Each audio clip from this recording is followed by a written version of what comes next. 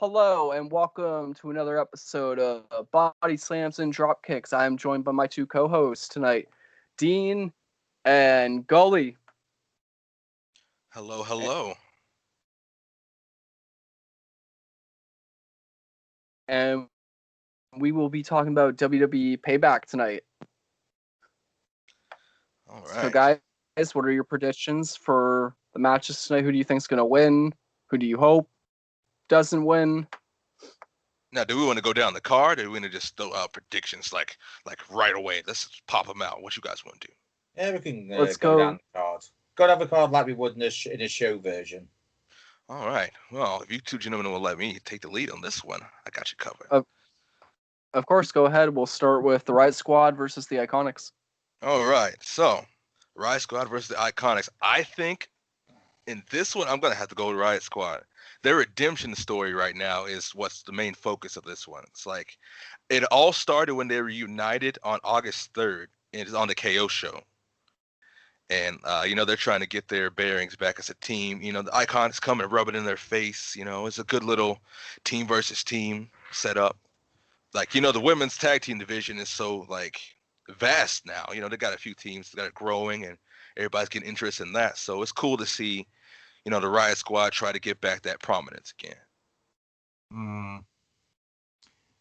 I think I might have to disagree with you on that, mate. I think it's going to be the Iconics because Peyton Royce has been pushed quite a bit. So if WWE is serious about pushing her, they'll keep that momentum up. Don't get me wrong, I do wish Liv and Ruby would actually win this, but I think in terms of pushing, and if they are serious about this push, I think Iconics will get it. I gotta give it to the Riot Squad. Whenever they're together, they work hard, they hit harder in the ring, and they're probably one of the best teams that hasn't held the titles yet. And we need a team that's really gonna go out there and like fight team after team instead of what we've been seeing, where champions make excuses or stall with the belts, and we've been seeing that way too much lately. So I'd like to see the Riot Squad finally go over. It's definitely a good look for them, I believe. I hope so, to be honest. All right, next up, we got Big E versus Sheamus. Partner Mikey over here told me it started on Talking Smack segment. You want to go into that? All right, so everything.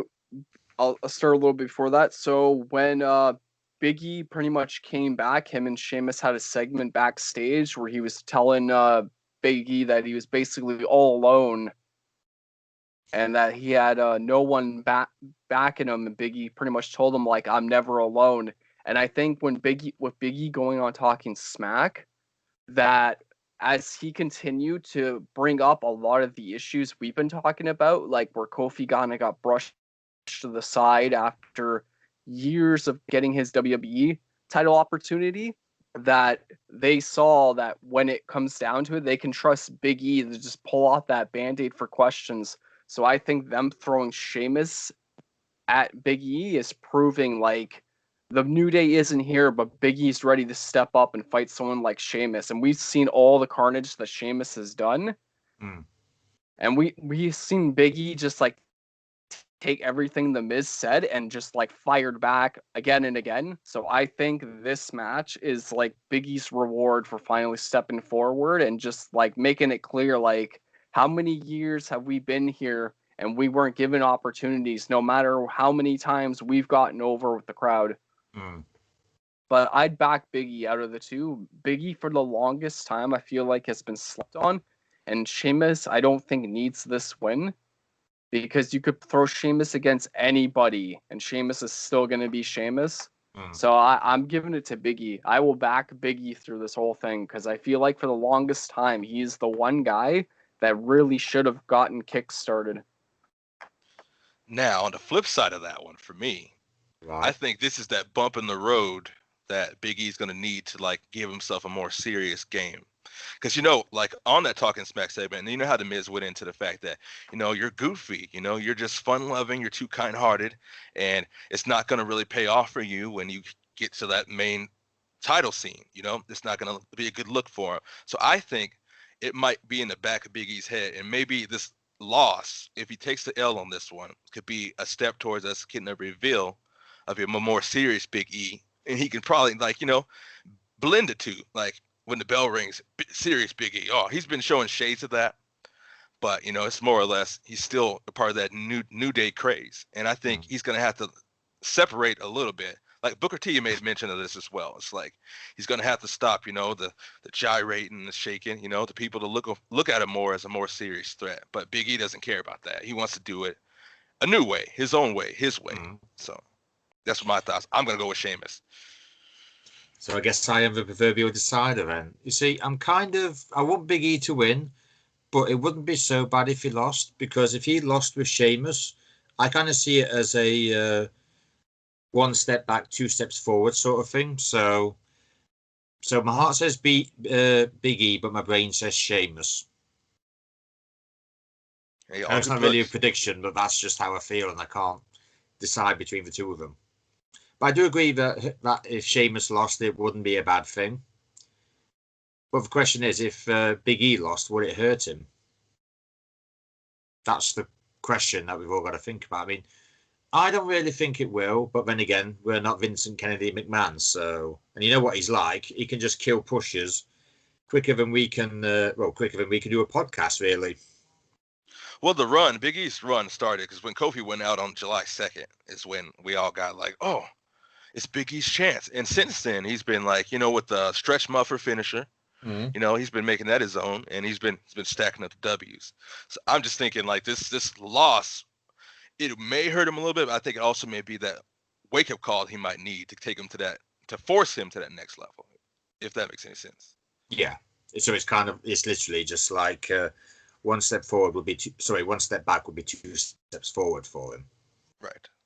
Yeah. So I feel like they could book him like Daniel Bryan a bit, where like he's just about to get a belt, he's about to get there, and something happens to build up anticipation of him finally getting his hands on the gold, or to being a little more aggressive. All right, boys. Here's an idea that I just had. What if Big E wins this? What if he gets a US title shot against, say, AJ or Sammy? It'd be the Intercontinental title. It's still gold. It is still gold, yes. But I think it would go in a long way of getting him in that conversation. Because he is good enough to be Universal Champion, because he's been NXT Champion. But the only problem is, I don't think he's going to get a shot at that, what with Roman Reigns coming back and Fiend and Strowman at each other's throats. So I would actually say I'd hope by the Royal Rumble. I'll make a prediction now. I hope by the Royal Rumble, I hope he has at least one title shot in his pocket. Doesn't matter what title it is. I can subscribe to that. I like that idea. I think that should be case in full. Yeah. Let's just hope that Vinnie Mac listens to this and listens to our wise words of wisdom. Happy 75th, by the way, Vince. Oh, yeah. Happy birthday, Vince. Hope Stone Cold didn't give you a stunner on your birthday. All right. Go ahead. Sorry, I think this is the perfect time for them to try and push Big E. Like, we have all these monster powerhouses. We got we got Sheamus for the brawling. And Big E's that perfect balance of, like, entertainment and strength. And I think he's the difference that we need right now, so we could continue to like not get recycled the same thing week after week. And Big E, you can put him in anywhere, any situation, and he's just gonna like roll with it like it's an everyday thing, like he's out with the buddies. Yeah. Shaking hips and making things get done, and that's Big E way for sure. All right, next up, looks like we got Matt Riddle versus King Corbin. And this is an interesting one in itself. It is. This has been an interesting build up because like hasn't this been going on since like August? He came in, he showed up, King Corbin, and then Corbin ended up putting that King's ransom, so everyone would try and just like take down Riddle to show he doesn't belong in SmackDown. Actually, I believe it started July 3rd. On it was as a promo Riddle. I think he made his debut. I think it was shortly after, if not the same night. But here comes Corbin, the king that he thinks he is, and he just wants to throw his weight around. It's like, welcome to my locker room, welcome to SmackDown, blah, blah, blah. And, they had their little tiffs here and there, but the King's Ransom was actually introduced on July 24th. Because I remember he helped Sheamus basically deliver a blow to King Corbin back in August 7th, and I remember that. Right. then it all took off by like July. So, but I'm gonna have to. I think how they're going to book it to give Matt Riddle maybe a more sympathetic edge, because Corbin is a solidified heel right now. Everybody hates the guy, and he's doing his job quite well. So it's either going to go, King Corbin taking doing the job to get Riddle over, or just to further the storyline, have King Corbin go and Riddle just be trying to fight that diversity. But I think for me, the winner is gonna be King Corbin.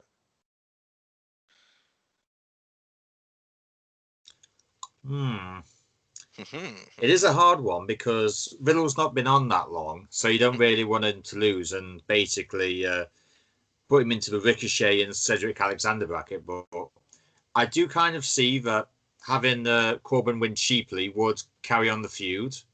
So I think with that said, I think Riddle will do the proverbial come so close, and then Corbin will use an underhand tactic to do that. So I'm going to say my bet's with King Corbin. All right, since Riddle showed up in WWE, like we've seen what he was doing on NXT. As soon as he got on the SmackDown, he was taking on AJ Styles.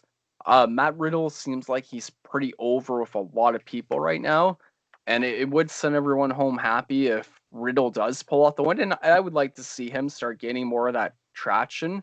So I'm gonna go with Riddle, but I do feel like if Riddle does pull this off, that Corbin's going to do something right away to make sure that Riddle isn't going to be walking out of that ring. Because I think when it comes down to it, he's going to try and wipe that smile off his face. Yeah, the proverbial post-match beatdown, which we know Corbin can do, and we know he probably will do. If they book it, with Matt Riddle just having a brilliant performance throughout the match, and if he happens to lose, it won't make him look as bad, because Corbin's established. Riddle's trying to make his way onto the scene, so I think it might help him or hurt him to take the L if he has that valiant performance. But hey, that's just me, If Corbin had more allies right now, I would love if Riddle's tag team partner, if somehow with everything going on, if they could get him down to the arena and see the bromans reform and battle it out with Corbin, just escalating from singles matches to tag matches. Like, I feel like it would be crazy. Yeah, I kind of miss the idea of Corbin having his own version of a King's Court. Well, I think he's gonna get Shorty G's looking like more or less that he's gonna side with Corbin lately. So he might get a little tag team partner there. We can hope. All right. So next up is Dominic Mysterio, Rey Mysterio versus Seth Rollins and Murphy. What you guys think? It's tough.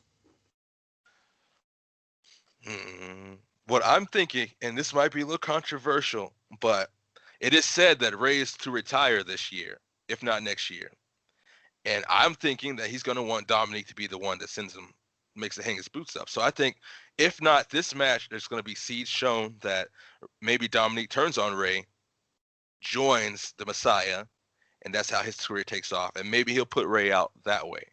But I'm thinking, for my prediction, Dominic and Rey are going to take this one. I kind of agree with that because obviously Rollins and Murphy's here to stay. So they're going to be here regardless. I mean, like you said, Rey Mysterio's retiring or allegedly retiring. So from that point of view, it would actually be better if Rey and Dom got over. So I'm going to put my weight behind the Mysterios. All right, we've seen Dominic since he was little, and unfortunately, the way he has always been booked has been the victim. Like, if you look back with everything with Eddie, and you look at when Rey took on the Straight Edge Society, and everything with Brock Lesnar, Dominic has always been like that deer in the headlights type situation. So I don't think it would be believable for him to turn against his father after all the times he's pretty much stood behind him. Yeah. So I don't think he'd be a believable heel. He would have many reasons over the years of everything happening to him, but I don't see them being able to pull this off successfully, especially the way he wrestles, the way that he talks. He would benefit from continuing being a face, and I don't see Ray leaving because remember with Bruno Sammartino's son, where basically because Bruno was there, his son was there, and it seemed like that was the way to keep Bruno around and maybe possibly get him in the ring. I feel like it's a lot of the same situation with Rey Mysterio, that maybe Ray will retire, but they might keep Ray in his corner or they'll group him with like Lucha House Party.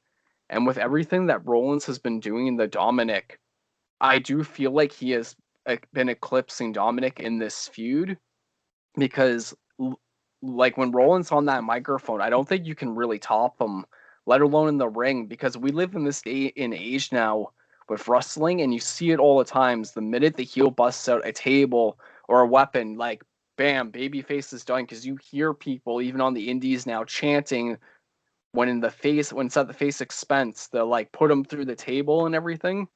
So I feel like Dominic's gonna have to do something big tonight if he really wants to get over. He's gonna have to hit like a big move he hasn't done or we haven't seen to really change things around. But I'm gonna give it to Dominic because right now with the way it's been back and forth, like he needs to pull off a big pay-per-view win. But I don't think he'll pin Rollins. If anything, I think he'll like pin Murphy. Mm. And then they could use Murphy as like the speed bump of him trying to get at Rollins again. But I'm gonna back Dominic on this. I'm big on underdogs, and this is a pretty big underdog story. See, with that said, too, I'm thinking like a phrase comes to mind to me: the promise. Because you remember when Dominic went out to face Seth, he made Ray promise that he wouldn't do anything. Mm-hmm. And I'm thinking that might carry some weight to him in his mind. And like you said, yes, he will benefit from staying with Ray, but on that same turn, he could definitely benefit from a heel run with Seth, because you can turn Dominique face along the run and he can continue the Mysterio name. But maybe for him right now in particular, because you see the timid promos, you see the deer in the headlights looks. I think a heel run when he can gain some confidence, when he has like a superstar like Rollins and Murphy backing him, I'm thinking that might take that Mysterio edge to that next oomph. So each side has really valid points in this, but I'm really thinking like it would be good for both of them to pull that trigger. Mm. Well, I think the only problem I have with that is that Ray has been asking for Dom to be pushed, but would a win actually do anything, or would a loss like kill everything that they've done for him at the minute? I think right now he could benefit more so chasing Murphy. Like if Rollins is like like a classic villain, he's just like hanging in the chair and it's just like observing, and then Dominic has to run through like Murphy and anyone else Rollins puts in front of him. I feel like Dominic needs a bit of that gauntlet run, get in the ring a bit more, get more over with the crowd and everything, and just have Rollins busting out like those top heel promos and just taunting him, making his life a living hell. And then when Dominic finally gets his hands on him, like people are gonna go nuts. But I think here right now he's got to get the win. Don't pin Rollins, pin Murphy, and just build up that anticipated chase. Right. I like that. I entirely agree with that. Because we don't get that much anymore. Like usually we just get that short like sprints when people are feuding, trying to get their hands on somebody.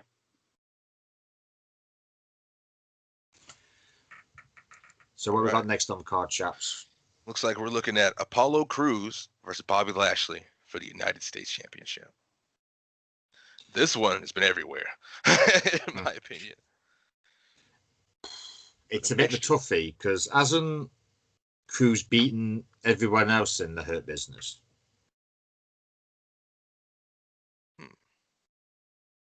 The way I'm looking at this one is Apollo Crews is like he's been like for the longest time since he debuted on the main roster, he's just been getting the crap end of the stick. And he's finally getting a decent run. But then you have the other hand when Bobby Lashley's not been getting much at all either. So I think a win for Bobby could benefit him too. But I don't think he's going to get it on this run. Well, I do agree with you on that point, because Cruz has literally been like at the bottom of a barrel, like a lot has. So he's not been US champion that long. So I really like to see Bobby win, but then again, it would be a case of why put the US title on him. It's not as if he's done that before, which he has. He's done that on, is it many an occasion or just one or two occasions? I think Bobby Lashley's had the US title twice. As far as I'm concerned, it makes no sense to put the US on him. It just makes no sense. He can go after. I know he went after McIntyre, but he can go after him again. He's far too good to be US title caliber. If it was me, I would say have Cruz beat him. Yes, he'll have the whole I've beaten all three members of the Hurt Locker, but in the end, it won't. Me personally, I don't think it'll harm Bobby at all, and it will actually give a bit more substance, I'll say, to Cruz's title reign. We could also pull a swerve in here too, because I see something brewing a while back, and I still see shades of it with Cedric Alexander and Ricochet and the Hurt Business. Yeah, I feel like maybe at some point in this whole debacle, we can get Apollo joining up in the Hurt Business. All three of them going in. It gets to the catering crew, so to speak, and like really, because Ricochet, since losing to Lashley, has not been doing anything. Cedric, it gets tossed around like a hot potato all the time. And we already talked about Apollo. So I think maybe the emergence of these two separate entities, have all these six joined forces. I think that could be something hot for the business. But I say if I went for a pick, so I don't think I made that clear. My pick is going to be Apollo. All right. First, we have to look at the stuff Lashley's done, because I have to correct myself. He has been a one-time United States champion. He's been two-time Intercontinental champion, one-time ECW champion. Lashley has the power, the strength. He's gotten better on promos. And but he doesn't need a big card bout. He does not need it. He's an interesting neutralizer for Apollo Crews. Now look at the stuff Apollo has been doing. Like he'll hit pretty much any move. He can have a great match with anybody. And it's been a long time coming. I feel like if Apollo pulls off the win here, it wouldn't hurt Lashley too much, because I feel like Lashley should be hunting like higher game, and I feel like that for Shelton Benjamin as well, because I feel like those guys are kind of not being utilized properly. Because Shelton Benjamin is like, I hate to like use the trope, but he is the gold standard when it comes to like tag team wrestling, singles wrestling. And Bobby Lashley, when he first showed up, he was dropping everybody, getting gold after gold, and shaving McMahon's head. So I feel like Apollo would benefit here from pulling off another win over them, but then it would also hurt their team. But I think I'm going to give it to Apollo Crews, because it's been a long time coming for him to get all this attention. Are we saying that he's going to win it cleanly, or there's going to be interference? Because let's face it, Lashley in a heel group like that, there's always interference from somewhere. There's no way MVP is just going to like sit aside. Especially with that belt on the line. Because, basically, between him and Matt Hardy and that little best of series they had, they pretty much made the U.S. title what it is. I still think Apollo will win that way, but that's just how I feel. What we got next, Mikey? We got right up. Oh, sorry. I thought he was talking to me. Oh, no. There's two mics. The micception. All right. It's Keith Lee versus Randy Orton that's next. Now, this is an interesting one. Ooh. It's like you can't really, neither one can afford to take a loss, really, because Keith Lee's only just starting out. And you don't really want Orton to lose, because he's going to probably kill his momentum for McIntyre. I'm going to make a bit of a bold prediction and say that it's either going to be double count out, double disqualification. It's basically going to be a draw. I don't think it'll be a win or a loss because a win would benefit both men, but a loss would definitely not benefit either of them. So I'm going to say a draw, whether it be by disqualification or by count out or someone interfering that way.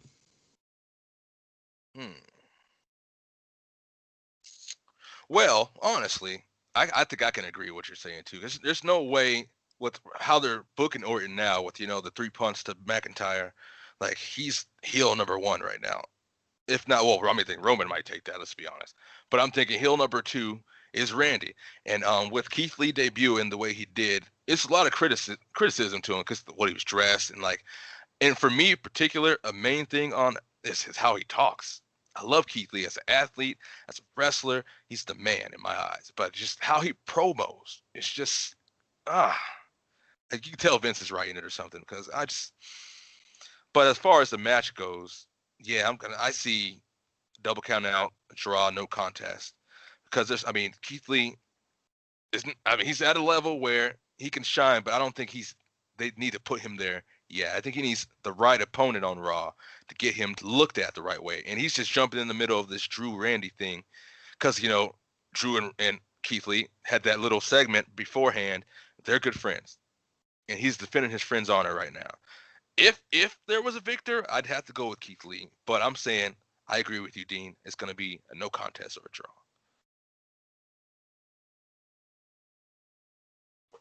So that leaves you, Mikey. All right. I'm going to go with Keith Lee on this one. Now, Randy Orton has been repackaged back to the Legend Killer. He's doing the pose. He's growing back in the usual style. I think even on the back of his sweater says Legend Killer. And it kind of seems pointless right now because we've seen him do this before. We've seen him crush legend after legend. Heck, at this point, Randy himself is a legend. So, you think he'd be on the chopping block for another young, hungry up-and-comer who wants to take Orton out to bring back the Legend Killer. But it just seems kind of pointless to me right now. And Randy, for the last little while, it's just been... I know less is more, but it just seems like when they hit a rut, they just bring Randy Orton in. So Keith Lee is really popular right now. A lot of people love him. A lot of people have been really angry with the way they changed his gear as soon as he came onto Raw. Yeah, that is the big problem when you're in NXT. You have everything. You have your ring entrance set out, your music, everything's perfect. Then you move to main roster and everything changes. Yeah. I do agree with you on that point. It's really backwards. So I think Keith Lee would do good here. I don't think they'd have him beat Orton, but I think they would have him get enough offense in to get himself over until Drew comes back, or Drew will return and he will help Keith Lee pull off the win here. I can see that happening too. He'll be back. Because there's no way Drew's gonna lay down after this. Orton got him with cheap shot, and Drew's gonna serve him another one. And I feel like Keith Lee being in the mix right now will help Keith Lee in the long run. It seems weird that he got inserted currently just because where's he gonna be after this? As soon as Drew steps back in, there's not gonna really be room for Keith Lee, and it's not like Orton's gonna bring someone in to back him.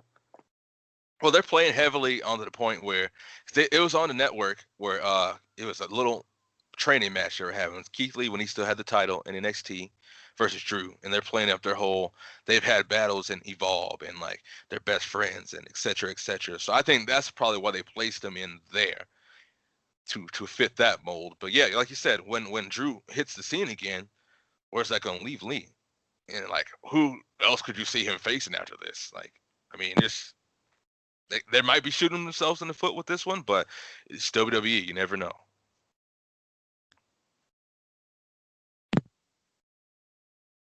Right. Are we moving on to the next one? Yep. Okay. Let's go. That's Bayley and Sasha versus Shayna Baszler and Nia Jax. Oh. Wow. You've already got the seeds of everything in the soon to be Bailey Banks feud. So the next step after Sasha lost the Raw title would be for them to lose the tag team titles. So doesn't matter how you look at it. I can pretty much see new tag team champions. Well, it's the caliber of the two challengers too. Even with the dissension, like Nia Jax and Shayna Baszler are two female beasts. I mean, undisputed. We're gonna go with that. They're two female beasts, and we've seen this storyline many a time. The strange bedfellows that, hey, they're choppy singles competitors. Put them together, and we create some magic. But of course, there's gonna be fights. The dominant personality between Shayna and Nia, like the alpha female, you could tell it's there. Nia comes back after this whole WWE official thing where she's beating up officials and calling her own shots, and Shayna's purely Shayna. But the dissension between Sasha and Bailey is apparent, especially after when Sasha got lost to Asuka and how, Bailey didn't really help her like Sasha helped her. So I'm thinking, yeah, because we're going to get, and mark my words, Bailey versus Sasha. We don't know when, but I think tonight's going to be just the blaring indicator that it's coming. But my vote, yeah, I go with you, Dean. Shayna and Nia are going to take it. New tag champions. You heard it here first. I think Sasha's still rocked from her loss. Do you guys remember that one segment where Sasha's walking in the back and she's just ruined? Yeah. I think she's mentally not in the game right now. And I think her resentment possibly towards Bailey having two belts right now is gonna cost them the win. That Sasha's not as focused, she's distracted, and they're gonna get bulldozed over, and the tag belts are gonna change hands. Who's going to lose the belt? So are we going to say that Sasha's going to leave Bailey? Because I can pretty much see that happening. Or like how it's looking, with Bailey's like the main woman on campus now, getting all the W's. Maybe because you've seen it in the past where Sasha would be the aggressor, and Bailey was the one taking the lumps. But Bailey's in a new plateau in her career now with this turn. I'm thinking it might be Bailey be the one. You know what? I don't need you anymore.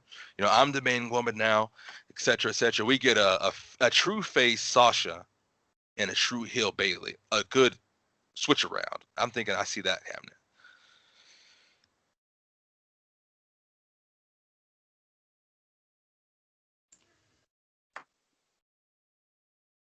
Give us your opinion yet, Mike? Or I thought you were going. I was just waiting. Because I thought you had some points you wanted to get in before I answered. So no, I made that point. So I do apologize for interrupting. I could see Bailey costing them the win here. Like even if it's like getting blocked off by Baszler, or possibly taking a hit from Nia at the worst time, and then Sasha tagging herself in, trying to get that strut back in for victory, and somehow it blowing up in her face, and then Bailey the next night just dropping her. Kind of like Rock and, since they're basically like supposed to be the female Rock and Sock. Right.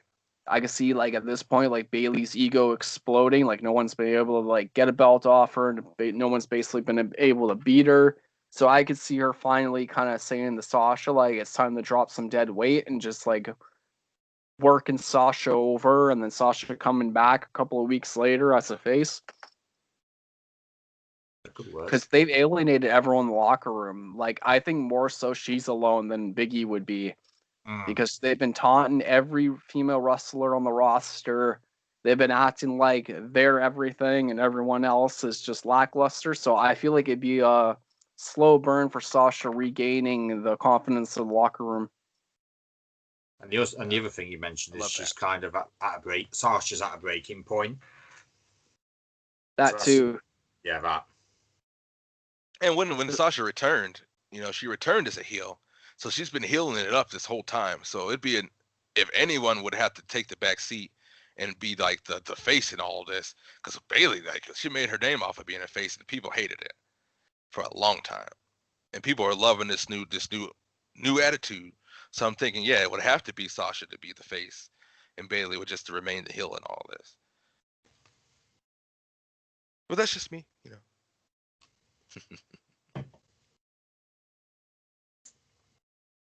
All right, folks, the big one, the Universal title match. What you got? We got Braun Strowman versus the Fiend Bray Wyatt versus the new big dog, Roman Reigns.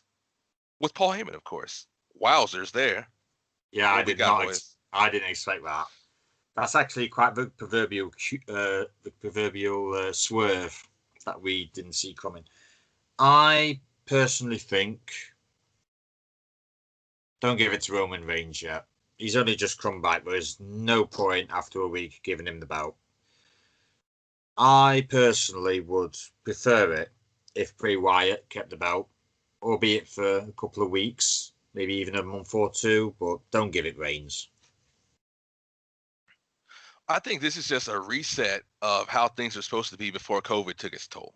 Because, you know, it all started with Goldberg supposed to go off against Roman Reigns.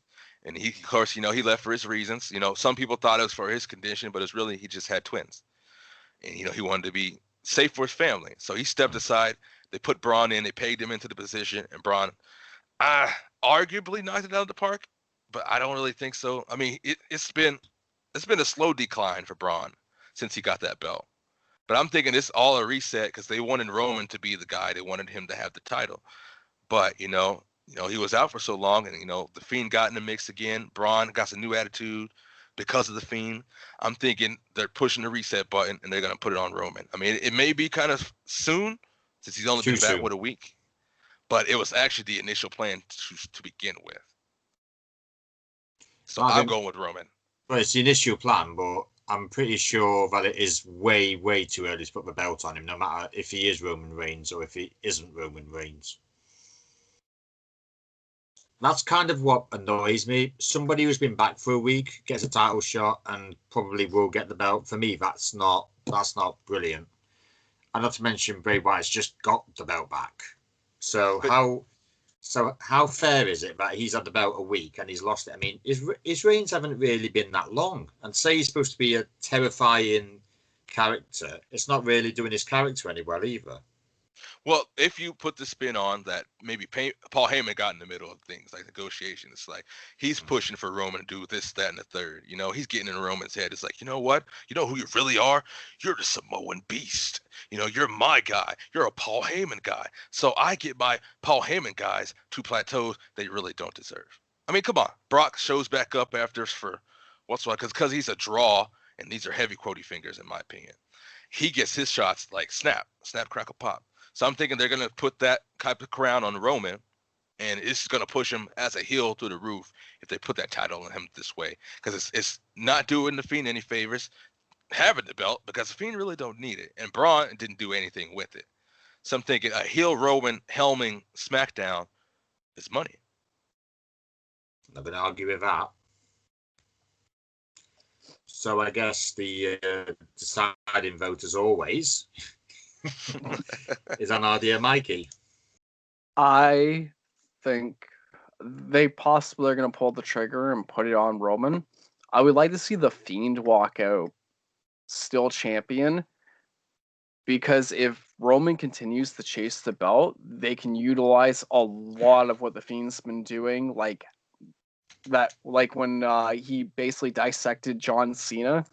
I can see them try and do that with Reigns, where he was stalking Reigns. Paul Heyman pretty much can be the lamb in that situation, because anything they can do to Heyman would come back on Reigns, but it wouldn't make Reigns look like he's possibly the victim in all this, because I don't think you can break Roman this time around with the way he's being talked about, the way he came back. And I think right now, since Roman Reigns has said it, like, I'm not the good guy, I'm not the bad guy, I'm the guy, I'm the big dog, and taking on a force like the Fiend in a continued feud would really help. Because I remember when Reigns was fighting Braun, and we actually saw like his back against the wall and the desperation of those fights and the exhaustion. And I think that could go a long way against the Fiend, because the Fiend can pop up anytime, anywhere. They could utilize a lot of those old school horror to really like paint the picture of hunt or be hunted. So I'm going to give it to the Fiend, but I do think Roman might win here tonight just because of how over he is, and Vince McMahon being all over the whole big guys, giant muscles. Mm. See, the other thing to highlight in this too is like when Reigns attacked both Braun and the Fiend stayed down for as long as he's done. How often have we seen that? Not We very don't really often. see that often. Didn't even Rollins bury him in like countless weapons, and the Fiend still made it through? Yeah. So it's like it's weird. It's like, huh? It's like Roman comes back, puts the hammer to the nail, and just takes everybody out. But you don't see the Fiend like hop back up or disappear or anything of that nature. So I'm thinking, okay, this heel Roman has some clout already because he beat up these two menacing monsters, and he's talking crap the whole way. Did you notice when he beat down Braun Strowman, he said, "I'm the one who made you a monster." Right. I mean, it's true. Think about that. Because through Braun's attacks on Roman, like every time they've had their encounters when Braun was coming up, it was Roman there putting him through it. Roman there making that magic with him. So I think there's really a lot of validity to that claim.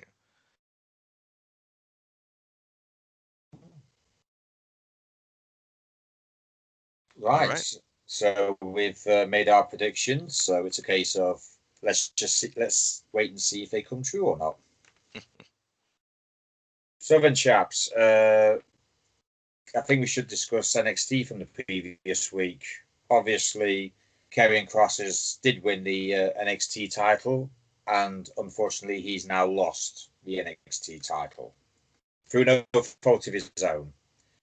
So I'm not even sure if he's listening, but Karrion, we hope you're back soon. And I personally can't wait for you to win that belt back again. So now, my fellow countryman and resident general manager William Regal has set an interesting match for this week coming on NXT. Super Tuesday, not Wednesday, Super Tuesday. And it is a fatal four-way, is it 60-minute Iron Man match? Yep.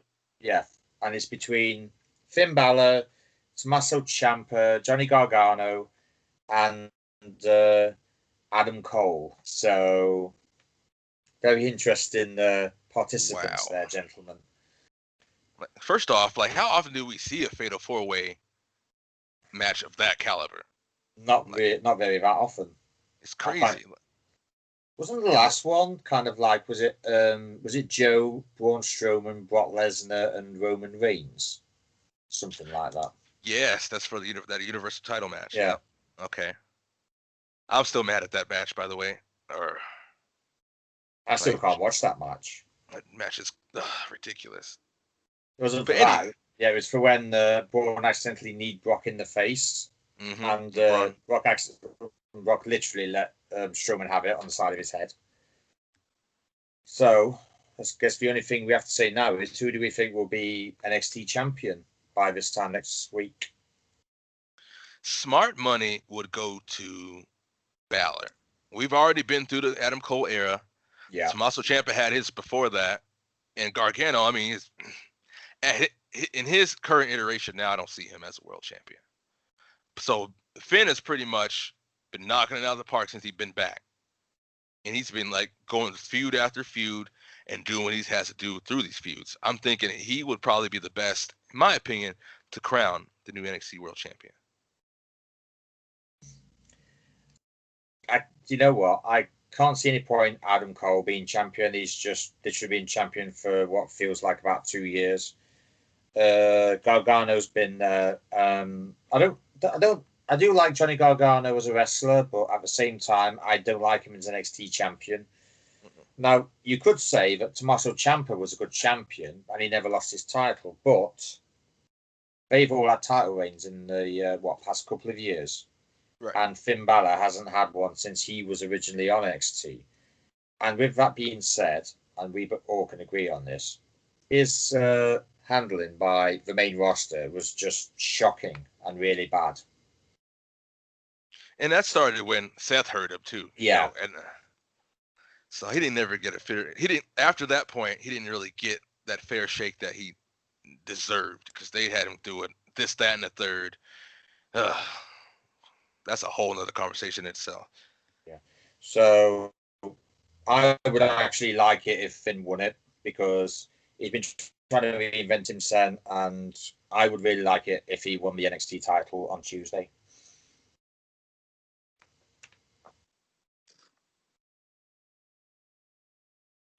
Tommaso Ciampa, when he was champion, he got everybody watching, got everyone hyped, and he came a long way from his days of Ring of Honor. Johnny Gargano, you can argue, a lot of people say when it comes to his matches, it's pretty much just the same thing every time. Like Johnny Wrestling gets held to this point that I don't think he could do no wrong, but I would like to see him hit that next level. So when people talk about a Gargano match, they're not just like it's just the usual. Finn Balor has been spiraling since he lost the Universal title from injury, came back, hit a bunch of speed bumps, and then had that odd situation with the Intercontinental title with Leo Rush and Bobby Lashley. I feel like he needs that win to get back to being Finn Balor, to basically being the guy we saw in New Japan, picking up belt after belt after belt, wowing everyone every single night. So I'm going to give it to Balor. See, now on the flip side of that, too, beforehand, there's a program brewing with, Karrion Kross and Tommaso Ciampa. And with Ciampa on his way back, I would have thought before this match was announced that they were going to go with Tommaso because he was the next in the line against Kross. But, Kross was probably going to defeat him and carry on his reign. So, in the hindsight, if it ain't Finn Balor, I'm probably going to go with Tommaso. Yeah, I would say that as well. But the only problem is then you'll probably end up with Ciampa and Gargano, however many times they've faced each other. True. Which is just kind of a bit boring and a bit stale. What we need is like fresh people for a champion to go, or whoever's champion to have. I wouldn't actually be, I'll say, too depressed if it was like, say, Tommaso Ciampa and it was Balor, one of those two who won it, and then the other two would actually, and whoever won it and the one who got pinned would face each other. Yeah, I can see an Adam Cole, Johnny Gargano feud brewing after this. It should be. It's definitely worth watching. You can't ever sleep on Adam Cole. Like him, the Undisputed Era has been the backbone of NXT, but I feel like Adam Cole doesn't really need it. Yeah.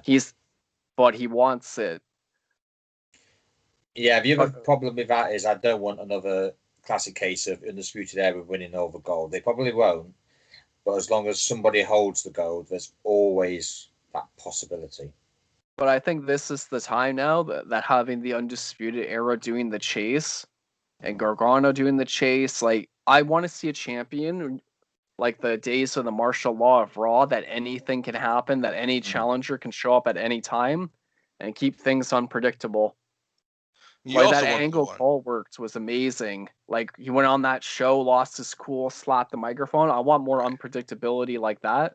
Right. You also got to think too. It's like whoever gets the belt within this Fatal 4-Way is going to do the favors to Kerry when he gets back. So who can take that loss the best out of these four? Probably Adam Cole. So that was there's a whole lot of questions to go on this one, but I'm gonna stick with Finn on it. I'm hoping he gets a W.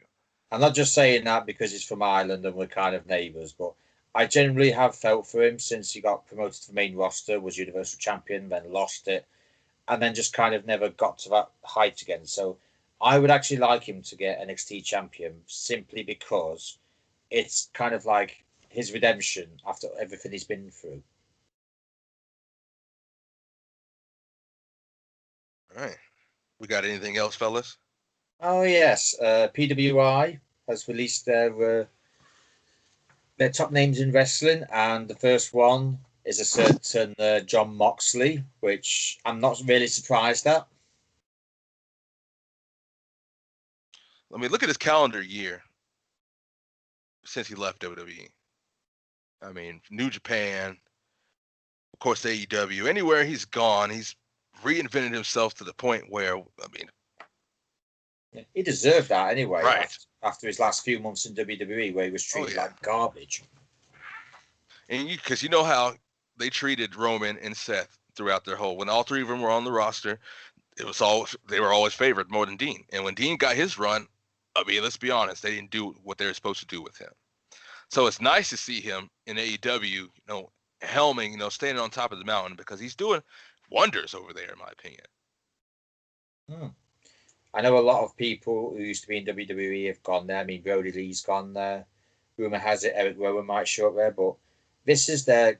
I mean, Matt Hardy's there, but that's simply because he wants to go out on his terms, not the really crappy way WWE tried to make him go out on. So yeah, I kind of think that not so much AEW is a WWE reject paradise, but it's kind of like TNA, how those who didn't get the shots that they originally either could have had or should have had go somewhere else and they actually show what they can do. Like Dean Ambrose has, or sorry, like John Moxley's done. I mean, Brody Lee's now TNT champion. He would never have got that in WWE. No way. No way. And it's sad to say that because, his body of work as a whole, this is a very athletic man. He can do what he does in a top level better than a lot of people, in my opinion. So him not getting that opportunity, but getting the opportunity in AEW, it speaks volumes on AEW. And everybody wants to complain about, former WWE guys going over and getting all the pushing and all of, the favors and all that and this and the third. But they're out there earning it. They had that talent to begin with, and Vince shat on it. That's just kind of like what TNA used to do and the reputation it got. But then again, they actually made people who were worthy champion. I mean, Kurt Angle was already a multiple-time world champion before he went there, and he just elevated everyone. It's all about usage. You can go somewhere else and be used in a way that they should have been used to begin with. I mean, let's be honest. And they're going to show you that they're stars. The star is going to shine regardless.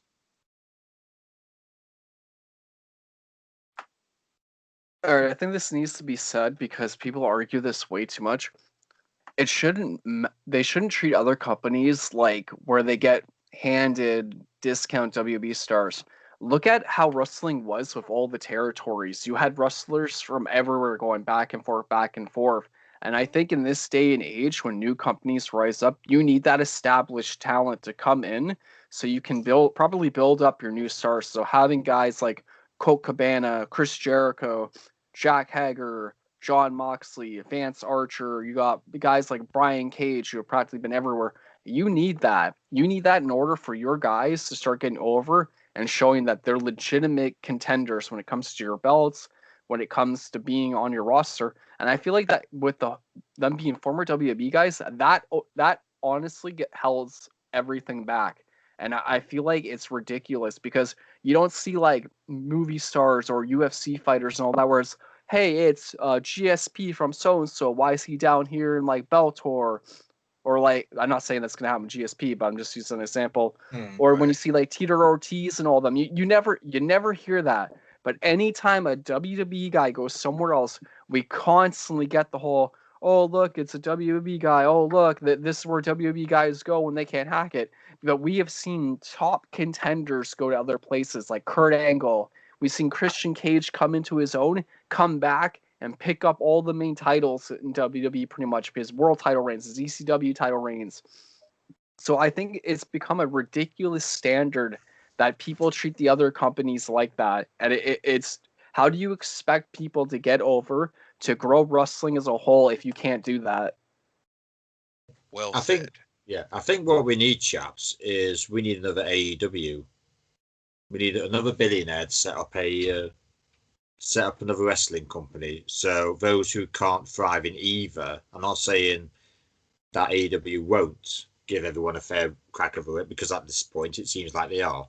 But maybe it's a case of we need another billionaire to start another company up, just for a bit of competition. Let's not discount NWA Power, Ring of Honor, and Impact, because Impact has its tarnished reputation. We'll be honest with that, but it's not all said and done yet. Yeah. There's certain measures they can take to regrow their brand and reinstate their reputation. Let's give more shine to Ring of Honor. NWA Power has people. They're stacked to the gills with talent, but people aren't looking at them as much as they're looking at like AEW and WWE. I think we should put shine on wrestling more in general. And you can see who's where and be like, hey, who's doing what? Let's look at everybody else in a bigger lens instead of like just WWE's running everything or AEW is the new contender in town. We have established companies that are just, left in the dust, left in the relics. Let's wake up as wrestling fans. Let us all, just search out new content. Let's look at everybody that we've seen in the past, look at these up-and-comers, and just join together as wrestling fans. And I think the whole community will boom. It was only that easy because, me and Fraser had a conversation about this the other day, and we genuinely think, I don't know if his opinion's changed or not, we genuinely think Impact might not have long left because the roster is so bare.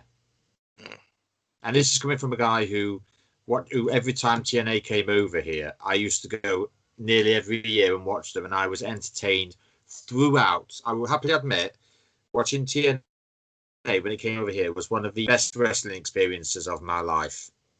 This is the time, obviously, when we had Matt Morgan, we had Bobby Roode, Austin Aries.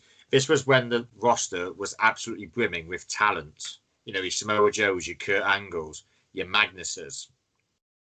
But now it's just a case of, who is there? There's Good Brothers. There's, I know EY's we know Eric Young's gone back, excuse me. Who else is there? I'm just trying to think who else there is. Eddie Edwards is there, but he's always been there. Sammy Callahan's there, Tommy Dreamer. Yeah. I bet Sabu's been there as well recently, hasn't he? Because wherever the ECW lot are, Sabu's not far behind. Rhino, the Motor City Machine Guns. Yeah. Josh Alexander. There is a fair bit. There's a fair bit coming in, but compared to WWE and AEW, I still think Impact's roster is quite bare. It's true.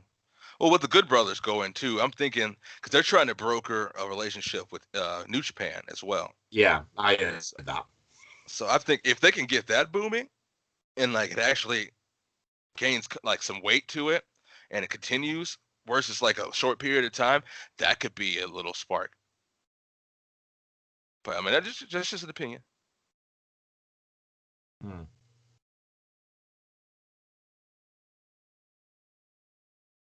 Can we think of anything else to talk about, chaps? Oh, yeah. Oh, go ahead. I was going to say, what do we think about the Thunderdome? Hey, I was about to say that. Yeah, great minds. We've known each other too long, brother. The Thunderdome. Thunderdome. I don't know. I think fans are taking advantage of it. Yeah, definitely. Sad to say. It's a really good idea. People like crap on it all the time. I think if it's regulated better, it could be really good. Because, fans can't be in large gatherings. COVID is kicking everybody's butt. I think it's the next best thing to do, just the screenage. But people need to, be respectful and have some tact. We're not there's children that watch the show. We don't need them looking at these screens and seeing inappropriate things. And the wrestlers don't need that. That's distracting from the show. It's a respect issue, and like fans like us have been disrespectful to this business far too long. The IWC, the Internet Wrestling community, is a very toxic community. It's just all bad. But I think this is a step in a direction we need to go with everything being the way it is. Yeah, I entirely agree. But it's funny you say that because tickets for AEW have actually gone back on sale, and they've actually got a plan. Because what they do is they basically have pods. I think this is how it is. They're basically going to put people who buy tickets together in pods and keep them away from everyone else. So it kind of minimizes the whole 2 meter apart thing. Okay. But I do agree Thunderdome's been taken advantage of because I have actually seen some of what the people who's actually been on it, and let's just say that some of them aren't really tasteful. And that's putting it mildly. It's like we get these things And like we were talking about this in one of our, our mini wrestling chat rooms, EFED chat rooms we have. It's like, the fans get these things that they ask for and they just mess them up. It's arguable. That's an opinionated statement. It is, but it's also, you could see it plain as day. It's like we complain about what storylines we want. We complain about how we want to see things, but when we get them in a capacity, in a form, it's never enough. Yeah, nothing ever is. Although I have heard that WWE is on about to take out the, well, it's not really abuse. Well, I don't know, is it really classed as abuse, what some people do? It's sort of like all right, I'll say a very thin line, I'll say. That's probably the better way to describe it. So there's so many things they could do. They could charge people for it, but what they are thinking of doing is putting it in I think it's like a reputation system, where basically the more well-behaved you are, the further down you get, and the more crappier you are, whether it be bad behavior or what's on your screen, you go up to the top, either that or you're barred. I have heard something like that has been mentioned, but it's a classic case of whether it'll work or not.